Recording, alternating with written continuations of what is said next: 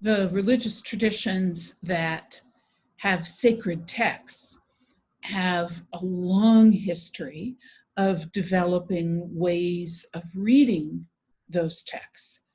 And those ways of reading, some of them at least, can be translated to the reading that you're doing for your ILF courses. This week is another one of those practices, lectio divina.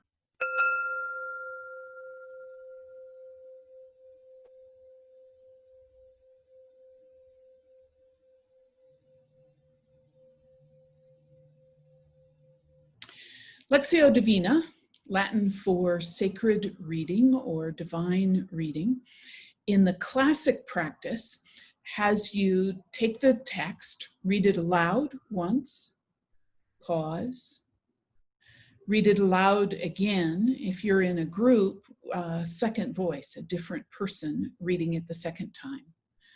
Pause, dwell with the text for a period of time, meditating on it, focusing on it, and letting words or phrases in it rise up and speak to you and dwell with you.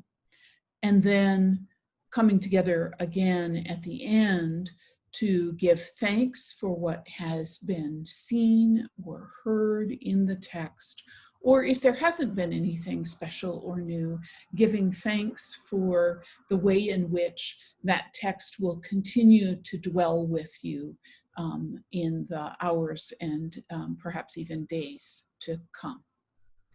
Well, that's a pretty slow reading, and I'm certainly not going to ask you to read any of your assignments for ILF twice. Oh my goodness, that would be crazy making, right? It's hard enough to get them done once.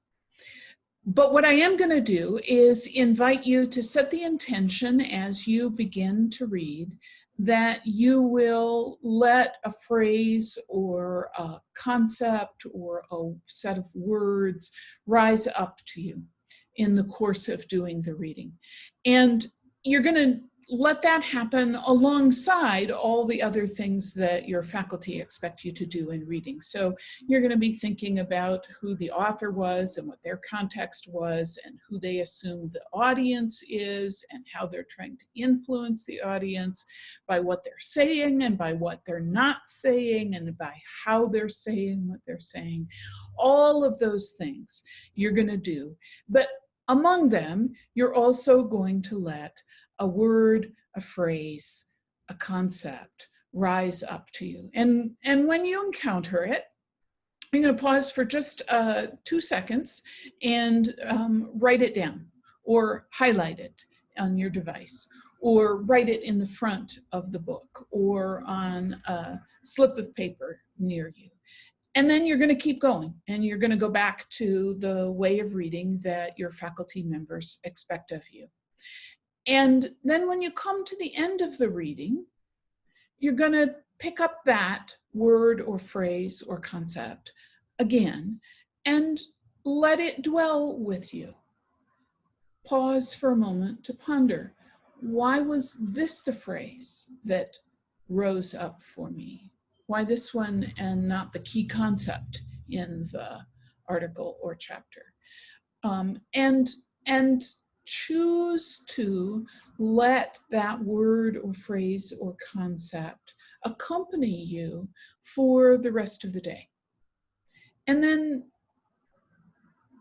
just before you go to bed, assuming that you haven't done the reading just before you go to bed, pause and recall that phrase to mind and look back over the day and see whether it actually did accompany you in a different kind of way than you might have expected.